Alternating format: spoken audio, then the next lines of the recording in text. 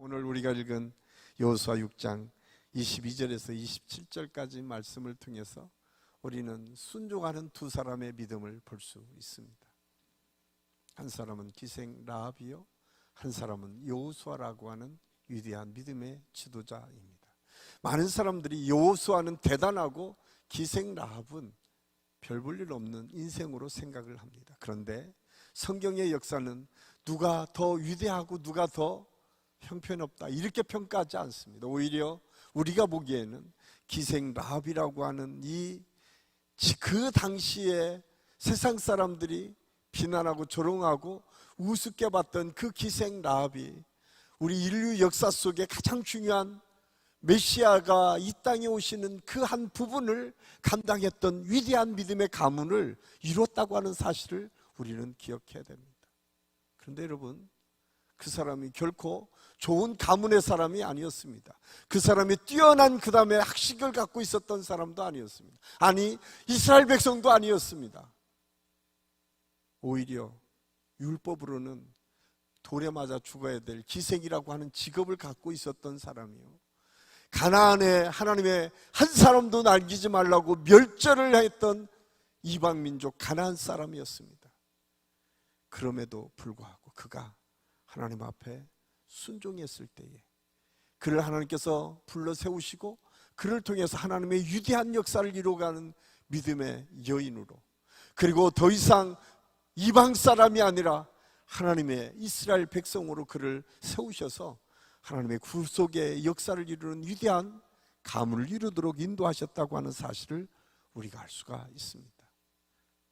어쩌면 우리가 살아가는 삶의 순간순간 우리는 끊임없이 선택할 수밖에 없는 상황에서 하나님께서 우리에게 요구하시는 게 무엇일까? 하나님께서 기생 라합에게 순종을 요구하셨을 때 그 순종의 요구가 단순히 그 많은 사람들 앞에 조롱받고 비난받는 일이었겠습니까? 아닙니다.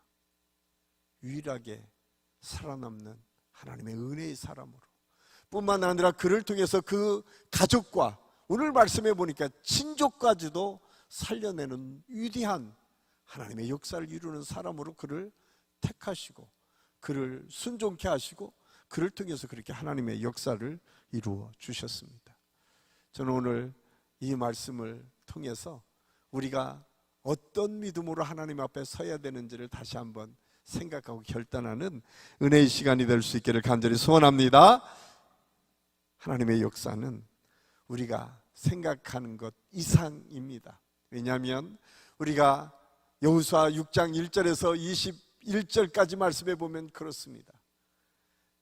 하나님께서 이스라엘 백성들에게 여리고성, 견고한 성 여리고성을 그냥 돌기만 했는데 마지막에 돌고 7번 돌고 소리 질렀는데 무너지는 놀라운 역사를 경험합니다.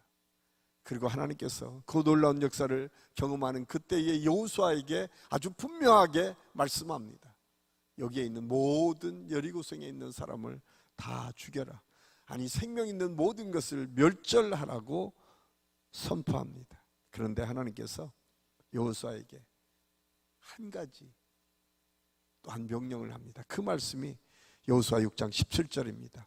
이 성과 그 가운데 있는 모든 것은 여호와께 온전히 바치되 기생 라합과 그 집에 동거하는 자는 모두 살려주라. 이는 우리가 보낸 사자들을 그가 숨겨 주었습니다. 우리가 이 세상에서 가장 무서워해야 될 게 무엇일까? 그것은 하나님의 심판입니다. 사실 제가 요즘 최근에 이단들에 대한 이야기들이 이제 세상에 막 이렇게 들춰지기 시작했어요. 최근에 JMS 우리 옆에 정명석 씨에 대한 이야기들이 많이 지금 오픈돼서 많은 사람들이 이게 기독교인지 아닌지 판가름 나기 어려울 정도로 그냥 같이 힘을 와서 기독교가 다 그렇다고 착각하도록 비난받고 있는 것이 오늘의 현실인 것을 볼 수가 있습니다. 그런데 그 사람들이 하나 잘 가르쳐 주는 게 있어요. 그것이 두려움입니다. 심판입니다. 여러분, 모든 이단들은 아주 중요하게 생각하는 것 중에 하나가 심판입니다. 그들이 가장 먼저 심겨주는 것은 두려움입니다. 그런데 교회 안에서 심판을 이야기하면 이단으로 여겨질까 봐 그런지 교회에서는 심판에 대해서 잘 말씀하지 않습니다. 저도 설교를 하지만 설교할 때 심판의 설교를 잘 하기가 저 스스로가 꺼려져요. 왜? 성도들이 다 은혜 받지 않을 것 같은 두려움이 우리에게 있습니다. 그런데 여러분, 오늘 이 여리고가 무너지는 현상을 보면서 얼마나 하나님께서 엄중하신가를 우리는 알아야 합니다. 하나님께서는 그냥 적당히 넘어가라 그렇게 말씀하지 않습니다. 하나님은 여리고가 무너졌을 때에 한 생명도 남기지 말고 멸절시켜라. 이것이 죄를 향한 하나님의 뜻과 섭리입니다. 우리 믿음의 사람들에게도 죄를 회개하고 돌이켜야 될 아주 중요한 이유가 무엇인가? 하나님은 철저히 죄에 대해서는 반드시 심판을 내리신다고 하는 사실을 우리는 기억해야 됩니다. 우리가 잘 아는 다윗, 그는 위대한 왕이었습니다. 그런데 여러분, 다윗이 밧세바를 범해서 어렸던 첫 아들이 어떻게 되셨는지 아십니까? 그 아들이 죽을 병에 걸렸을 때 다시 얼마나 하나님 앞에 매달려 하나님께 회개했는지 모릅니다. 하나님, 내게 주신 이 자식을 이렇게 죽일 수가 있습니까? 그런데 하나님은 마지막까지 용서하지 않습니다. 무섭지 않습니까? 다윗은 그것을 알았습니다. 다윗은 어떤 상황에서도 하나님을 반역했을 때에 하나님께서 어떻게 심판하는지를 알았습니다.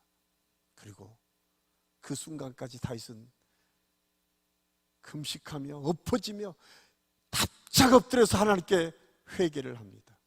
그래도 하나님께서 들어주시지 않으니까 그가 회개하고 돌이켜서 그 아들이 죽었다는 소식을 듣고 일어나서 그때부터 정상적인 일을 행합니다. 많은 사람들이 그렇게 이야기합니다. 너무 매정한 거 아닐까? 더 하나님께 항변하지 않았던 이유가 무엇일까? 다윗은 알았습니다. 그 죄의 무게가 얼마나 무거운지, 그 죄가 얼마나 큰지. 하나님은 그 죄를 예수님께 대신 지도록 하셨습니다.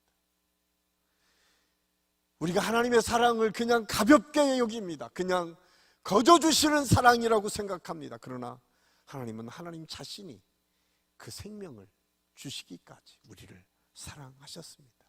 그 사랑 때문에 저와 여러분이 지금 구원받은 믿음의 사람으로 여전히 이 세상에 죄악 속에 있지만 영원히 죄악에 빠지지 아니하고 하나님의 은혜를 통해서 돌이키고 회개할 때마다 하나님의 은혜를 경험하게 되고 다시 하나님께서 기회를 주셔서 하나님의 은혜를 받아 살 수 있는 축복을 우리에게 주셨습니다.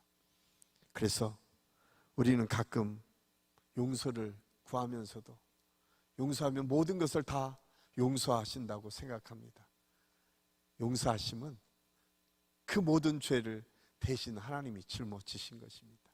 대신 예수님께 책임을 전가시켰다고 하는 사실을 꼭 기억하십시오. 그 죄가 없어진 것이 아니라 여전히 그 죄가 예수 그리스도께 여전히, 오늘 또 우리의 죄는 예수 그리스도의 십자가에 다시 못을 박히도록 주님께서, 하나님께서 그 역할을 감당하시도록 한다는 사실을 우리는 잊어서는 안 됩니다.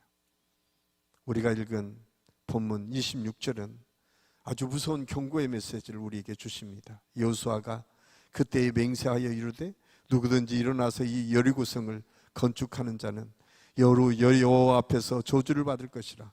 그 기초를 쌓을 때에 그의 맏아들을 이룰 것이요 그 문을 세울 때에 그 막내 아들을 이르리라 하였더라. 죄악 속에 있었던 여리고를 다시 세우거나 다시 자기들의 생각대로 하다가는 아주 무서운 심판이 내릴 것이라고 하나님께서 경고하십니다.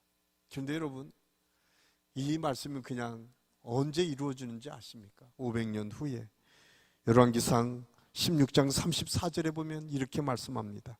그 시대에 베델 사람 히엘이 여리고를 건축하였는데 그가 그 터를 쌓을 때에 맏아들 아비람을 잃었고 그 성문을 세울 때에 막내 아들 수굽을 잃었으니 여호와께서 눈의 아들 여호수아를 통하여 하신 말씀과 같이 되었더라. 놀랍지 않습니까? 500년이 지난 어느 날 이스라엘 백성들이 다시 여리고를 세우려고 하니까 하나님께서 그 아들을 죽였고 막내 아들을 죽였다. 성경은 아주 분명하게 기록하고 있습니다. 이 사실을 통해서 우리는 죄가 얼마나 무서운지를 알아야 됩니다. 우리 안에 죄가 얼마나 하나님께서 우리를 살리시기 위해서 죄를 싫어하시는지를 알아야 됩니다. 그런데 여러분, 이렇게만 하면 얼마나 우리가 신앙생활을 할 때 두렵고 떨리겠습니까? 그런데 하나님은 그렇게 두렵고 떨리게만 하시는 하나님이 아니에요. 오늘 성경에 기록하는 이 여호수아를 통해서 주시는 이 말씀은 얼마나 대단한 하나님이신지를 우리에게 말씀해 주고 있습니다. 그 표상이 기생 라합입니다. 하나님은 회개하고 돌이키는 사람들에게는 한없이 용서하시고 그를 용납하시고 받아주시는 하나님, 그리고 언제나 믿음의 사람들에게는 기회를 주시는 하나님이에요. 많은 사람들이 왜 하나님 그렇게 편애하십니까? 하나님은 내 마음이다 라고 아주 분명하게 말씀하세요. 내가 에서를 버리고 야곱을 사랑한 것, 그 이유가 무엇이냐고 하니까 하나님께서 딱 한마디 하세요. 내 마음이야. 내가 그렇게 너에게 정했어. 그런데 이것이 얼마나 은혜가 되는 말씀인지 아십니까? 하나님은 불공평하다고 우리는 생각해요. 아니요, 그 은혜 때문에 저와 여러분이 구원받는 그 자리에 섰다는 사실을 우리는 잊어서는 안 됩니다. 그 은혜가 없다면 우리가 어떻게 하나님 앞에 설 수 있겠습니까? 다 정당하고 옳고 바른 사람만을 하나님께서 구원하셨다면 이 땅에 살아남을 사람이 누가 있겠습니까? 오늘 성경이 그것을 통해서 우리에게 말씀합니다. 기생 라합, 이방 사람이었고, 기생이라고 하는 직업, 율법으로 보면 기생이라고 하는 직업은 돌로 쳐 죽이는, 그 하나님의 뜻을 저버려서 돌로 죽어 마땅해야 될 사람이었습니다. 그런데 하나님께서 그 사람에게 좋은 소문을 들려주셨어요. 뭐냐? 하나님이 어떤 분이신지에 대해서 듣도록 하셨어요. 그 사실을 2장 11절은 이렇게 말씀합니다. 우리 2장 11절 우리 같이 한번 읽겠습니다. 시작. 우리가 듣자 곧 마음이 녹았고 너희로 말미암아 사람이 정신을 잃었나니 너희의 하나님 여호와는 위로는 하늘에도 아래에도는 땅에서도 하나님이시니라. 아멘. 기생 라합은 하나님의 소문을 듣고 그렇게 고백합니다. 위로나 땅 아래로나 하나님을 능가할 신은 없습니다. 그분만이 하나님이십니다 라고 하는 고백을 합니다. 소문만 듣고, 여러분 오늘 우리는 이 소문을 듣고 라고 하는 이 상반절 말씀을 보면 이 소문은 그냥 기생 라합만 들은 것이 아닙니다. 그 당시에 여리고성에 있었던 모든 사람이 들었고 이미 간담이 다 녹았다라고 성경이 표현하고 있습니다. 그런데 기생 라합만이 그 믿음을 받아들였습니다. 기생 라합만이 그 믿음을 통해서 하나님께서 살아계신 하나님이시고 하나님께서 반드시 하나님의 역사를 이루어 가신다는 사실을 그는 믿고 고백했어요. 그리고 그것을 실천으로 옮깁니다. 그 사실은 정탐꾼을 숨겨주는 일이었습니다. 사실 우리가 성경을 보면 하나님이 이해가 되지 않을 때가 종종 있지만 오늘 이 성경을 통해서 우리가 위로받을 수 있는 것은 무엇입니까? 하나님께서 돌이키는 자는 결코 버리지 않으시고 다시 용서하시고 용납하시고 그를 통해서 하나님의 새로운 역사를 이루어 가신다고 하는 사실을 성경을 통해서 우리에게 말씀해 주고 있습니다. 그래서 히브리서 11장 31절은 이 사건을 이렇게 고백합니다. 우리 같이 한번 읽겠습니다. 믿음으로 기생 라합은 정탐꾼을 평안히 영접하였으므로 순종하지 아니한 자와 함께 멸망하지 아니하였도다. 아멘. 하나님께서는요, 신분이나 출신이나 그 사람이 갖고 있는 환경이나 그것 때문에가 아니라 하나님을 온전히 신뢰하고 순종하느냐, 순종하지 않느냐, 하나님을 전적으로 인정하느냐, 인정하지 않느냐, 그것을 가지고 하나님의 역사를 이루가느냐 그렇지 않느냐 판가름한다고 하는 사실을 성경은 우리에게 말씀해 주고 있습니다. 하나님께서는 이제 기생라합을 부르셨을 뿐만 아니라 그를 통해서 메시아를 이루는 하나님의 역사, 구속의 역사의 한 부분을 감당하도록 기생라합을 사용하셨음을 오늘 성경은 우리에게 말씀해 주고 있습니다. 뿐만 아니라 이것을 통해서 우리가 깨달을 수 있는 것은 뭐예요? 저와 여러분이 비록 기생라합처럼 부족하고 연약하고 이 세상에서 모든 사람이 나를 받아들일 수 없는 그런 형편없는 삶의 처지에 내가 있다고 하더라도 여전히 우리에게 희망이 있는 것은 주님 앞에 우리의 마음과 뜻을 두면 하나님께서 그 사람에게는 반드시 기회를 주시고 다시 용서하시고 하나님의 사람으로 세워주시고 그를 통해서 하나님의 역사를 이루어 가신다는 사실입니다. 이 은혜가 저와 여러분에게 있음을 깨닫고 오늘 이 저녁에 그 하나님을 마음껏 찬양하고 기도하는 은혜의 시간이 될 수 있기를 예수님의 이름으로 간절히 축원합니다. 또한 오늘 말씀해 보면 약속을 반드시 지키시는 하나님에 대해서 말씀하고 있습니다. 오늘 우리가 읽은 22절 23절 말씀해 보면 이렇게 기록하고 있습니다. 여호수아가 그 땅을 정탐한 두 사람에게 이르되 그 기생의 집에 들어가서 너희가 그 여인에게 맹세한 대로 그와 그에게 속한 모든 것을 이끌어내라 하매 정탐한 젊은이들이 들어가서 라합과 그의 부모와 그의 형제와 그에게 속한 모든 것을 이끌어내고 또 그의 친족도 다 이끌어내어 그들을 이스라엘 진영 밖에 두고 하나님께서는 아주 엄중하게 경고하시고 명령하십니다. 여기 여리고성에 있는 모든 생명체는 다 죽여라. 그런데 놀랍게는 부모와 친족까지도 하나님께서 구원해 주셨다라고 하는 사실을 성경은 우리에게 말씀해 주고 있습니다. 사실 우리가 어떻습니까? 우리가 신앙생활하면서 은혜 받을 때는 불 속이라도 뛰어가서 내가 주님의 뜻대로 살겠습니다 다짐을 하잖아요. 저도 최근에도 제가 참 많이 회개를 했습니다. 제가 몸이 아플 때마다 회개를 해요. 제가 한 서너 번 그런 적이 있었던 것 같아요. 제가 한 번은 폐결핵을 알아서, 여러분 폐결핵을 알아보신 분도 있겠지만 저는 그 대야에 각혈을 해가지고 한가득 쏟아서 아픈 정도였습니다. 사람이 이렇게 그 대야 그 결핵을 기침을 내서 이렇게 쏟아내면 피가 이렇게 뭉쳐서 나옵니다. 그런데 그 양이 생각보다 많아요. 제가 21살 때 그 이상한 데 들어가서 열심히 운동하다가 폐결핵 걸려서 제가 혼자 하는 자취방에서 기침을 했는데 막 토해내는 거예요. 그리고 제가 거울을 보니까 하얘지더라고요. 이렇게 사람이 죽는가 보다. 그때 제가 회개했어요. 하나님 살려만 주시면 다시 내가 신학하겠습니다. 제가 그때만 해도 신학 안 했거든. 살려주니까요 또 가서 엉뚱한 짓 하더라고요. 그리고 한 5년 더 현장에 가서 또 엉뚱한 짓 했습니다. 그리고 저희 어머니를 하나님께서 암이라고 하는 것을 가지고 치셨습니다.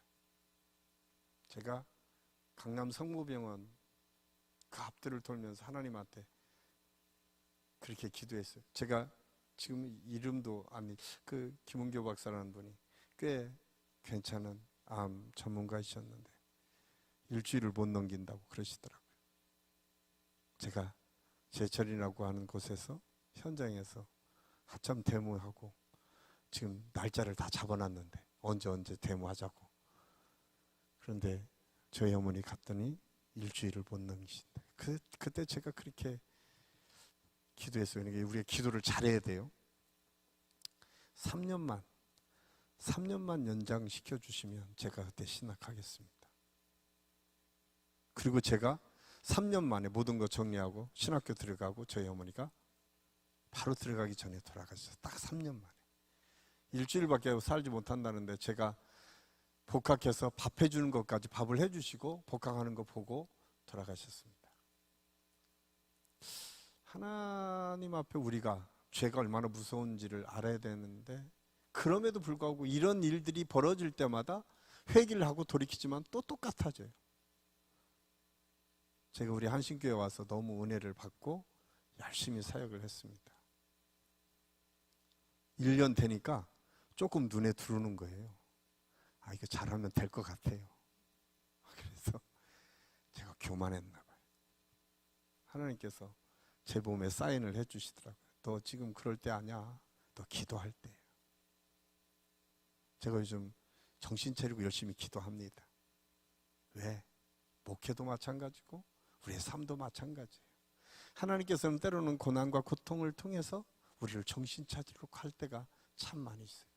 그러기 전까지는 우리가 잘 깨달아지지 못할 때가 얼마나 많이 있는지 몰라요. 목사님, 저도 그런데 여러분은 어떻겠습니까? 그런데 중요한 거는요, 돌이키잖아요.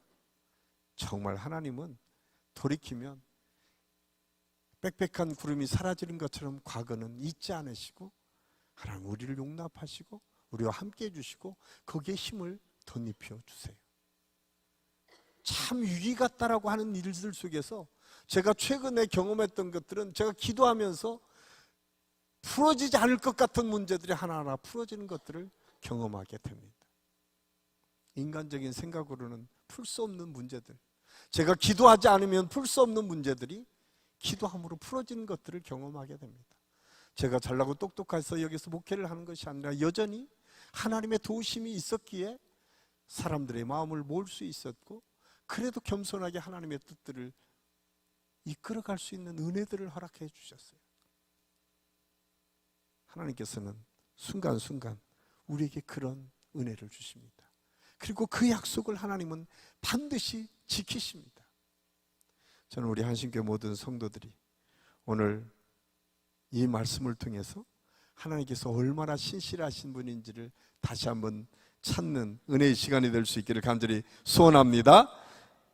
이사야 41장 8절 9절은 이렇게 말씀하고 있습니다. 그러나 나의 종 너 이스라엘아, 내가 택한 야곱아, 나의 벗 아브라함의 자손아, 내가 땅 끝에서부터 너를 붙들며 땅 모퉁이에서부터 너를 부르고 내게 이르기를 너는 나의 종이라, 내가를 택하고 싫어하여 버리지 아니하였다 하노라. 하나님께서는 이스라엘 백성들에게 약속한 것을 반드시 지키시겠다고 말씀, 내가 싫어서 버리지 않겠다고 말씀하세요.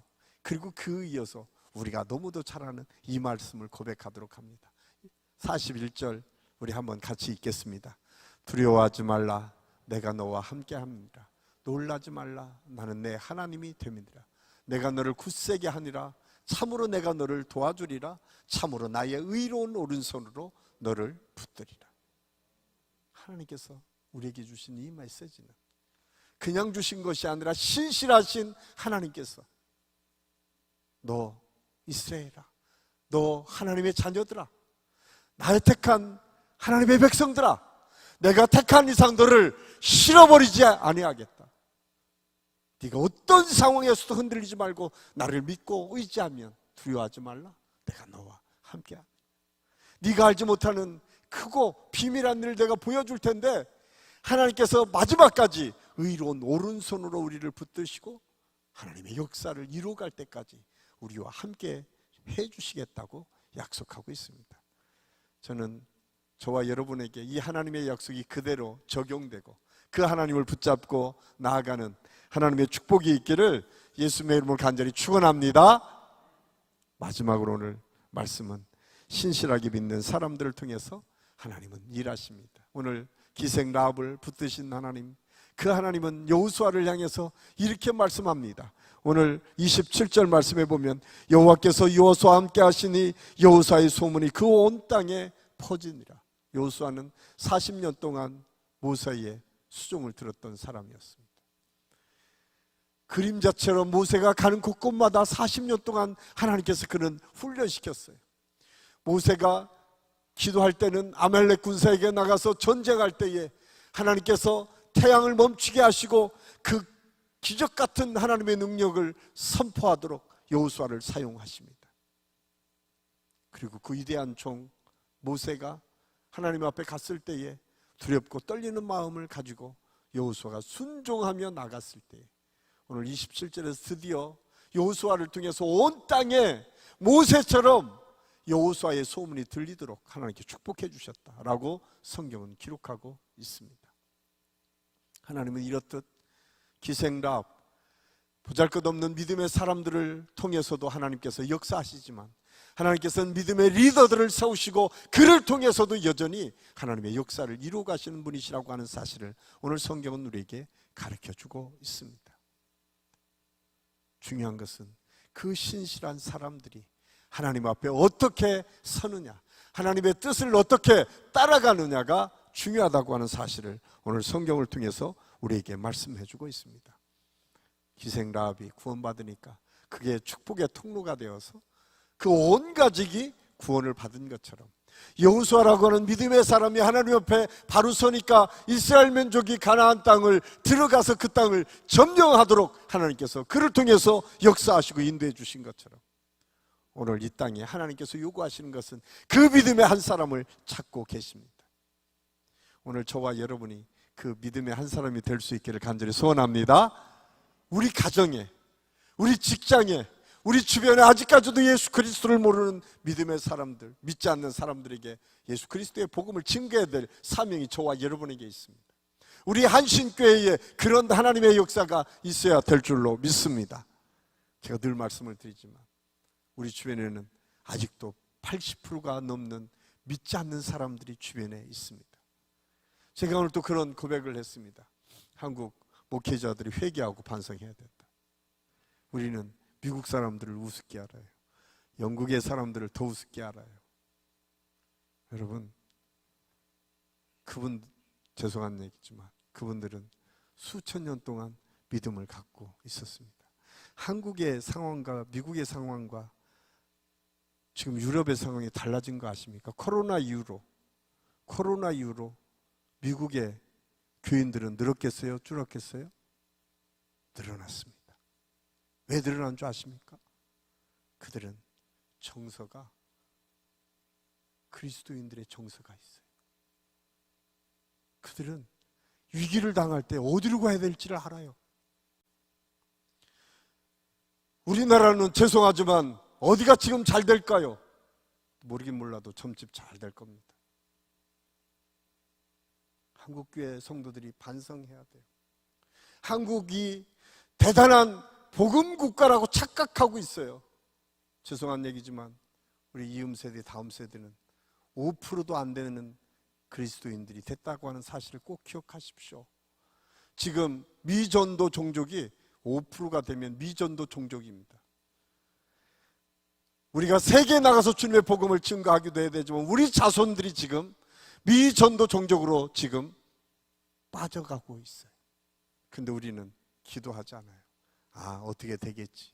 아니요. 저는 그런 두려움이 있습니다. 하나님께서 우리에게 물을 거 아니에요. 너 어떻게 하고 왔니?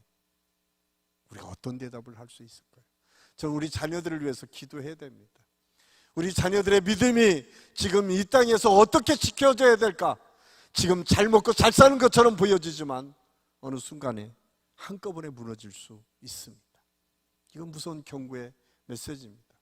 최근에 여러 가지 통계를 통해서 세계 모든 기독교 국가였던 교회들이 코로나 이후로 성도들이 너무 많이 늘어나고 있습니다. 유일하게 성도들이 줄어드는 나라는 대한민국입니다. 이유가 뭘까? 이 사실이에요. 믿음을 우리가 어떻게 심겨줬는가? 위기 때에 우리가 어디로 가라고 우리는 아이들을 가르치고 있는가? 위기 때에 하나님의 뜻이 어디 있는지를 우리는 어떻게 우리 후손들에게 가르쳐 주고 있는가? 위기 때 세상을 의지하고, 위기 때 돈을 의지하고, 위기 때 사람을 의지하고, 위기 때 우리가 원하는 이 세상 것들을 의지한다면 결국은 그 세상과 함께 무너질 수밖에 없습니다. 그 세상과 함께 오늘 가나안에 있는 사람들처럼 멸절을 할 수밖에 없습니다. 죄송하지만 우리는 깨어 기도해야 됩니다. 우리 자식들이 믿음 안에서 바로 서도록 기도해야 됩니다.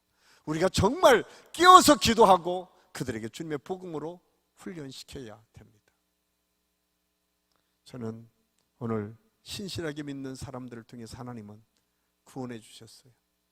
하나님께서 위대한 사도 바울을 통해서 빌립보 감옥에 갇혔을 때 간수장이 온전히 그와 그 집이 구원받는 하나님의 역사를 보게 하셨습니다. 노아라고 하는 믿음의 사람들을 위해서 그 가족을 구원해 주셨습니다. 심지어는 하나님께서 아브라함이라고 하는 믿음의 사람들 때문에 그 조카 롯이 소돔과 고모라에서 무너져 내릴 그때에 그를 구원해 주십니다. 우리에게 필요한 것이 무엇일까? 나는 어떤 믿음의 통로가 되고 축복의 통로가 되어서 하나님의 역사를 이루어 갈 것인가? 저는 오늘 이 저녁이 우리 사랑하는 자녀들과 믿지 않는 우리 이웃들을 가슴에 품고 우리 형제들을 가슴에 품고 기도하는 은혜의 시간이 될 수 있기를 예수님의 이름으로 간절히 축원합니다. 기도는 그 사람의 마음을 움직입니다. 여러분, 기생 라합이 바로 서니까 하나님께서 결코 그 가족을 버리지 않고 온전히 구원해 주셨던 것처럼 저와 여러분이 하나님 앞에 온전해짐으로 우리 가문과 우리 주변과 믿지 않는 이웃들에게 예수 그리스도의 복음이 증거되는 하나님의 역사가 계속 이어질 수 있기를 예수님의 이름으로 간절히 축원합니다. 기도하겠습니다. 아버지 하나님, 은혜를 감사합니다. 오늘 말씀을 통해서 기생 라합을 구원하신 하나님의 뜻과 섭리가 무엇인지, 그리고 우리가 이 땅에서 해야 될 일이 무엇인지를 다시 한번 생각했습니다. 하나님, 우리 한신교회 모든 성도들의 가정에서 이 복음을 증거하고 하나님의 나라를 확장하는 일에 우리 모두가 쓰임받게 도와주시옵소서. 죄는 모양이라도 버리게 하여 주시고 돌이키고 회개할 때 반드시 우리를 용서하시고 용납하시고 우리를 통해서 하나님의 온전하신 뜻을 이루어 가시는 하나님의 능력을 체험할 수 있도록 하나님께서 역사하여 주시옵소서. 그래서 우리 한신교회가 이 지역에 복음의 전진 기지가 되게 하시고 우리 한신교회 모든 성도들의 가정이 구원의 방주가 되게 하여 주셔서 그 가정들을 통해서 또 다른 사람에게 예수 그리스도의 복음이 증거되고 확장되어지는 역사가 있게 하여 주시옵소서. 오늘 이 저녁 그 문제를 가지고 기도할 때마다 하나님 말씀해 주시고 음성을 들려주시고 그 능력으로 축복의 통로가 모두가 되게 하여 주셔서 복음의 통로로 구원의 역사가 우리 한신교회 모든 성도들의 가정과 삶 속에서 온전히 이루어질 수 있도록 역사하여 주시옵소서. 함께해 주심을 감사하고 예수님의 이름으로 감사드리며 기도하옵나이다. 아멘.